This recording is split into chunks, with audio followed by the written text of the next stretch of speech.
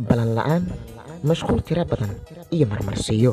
Saddexdani waxay calaamad aad u waaweyn u yihiin qofka aan ku jeclayn ama wax xiisa aan ku qabin. Qofka oo balanta kaaga bad waxay calaamad u tahay laba arrimood: inuusan qofka xiiso iyo jacayl midkoodna uusan ku qabin, iyo in waqtiga aad balansan tihiinba uu qofka la sheekaysto oo uu kugu dulwado.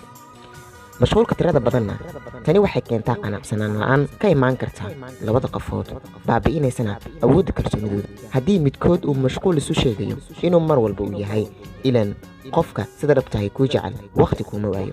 marmarsiyada tirada badanna haddii qofka uu arrin qaldan kugu sameeyo haddana ka marmarsiyooda oo aan qaladkiisa qaadan, waa calaamad ka mid ah inuusan dareen iyo xiiso midkoodna uusan qofkaasi ku hayn ee waqtiga ha isaga lumin. sheekadu waxay taagan tahay adba ima daryeeshidee maxaan kugu daalaa.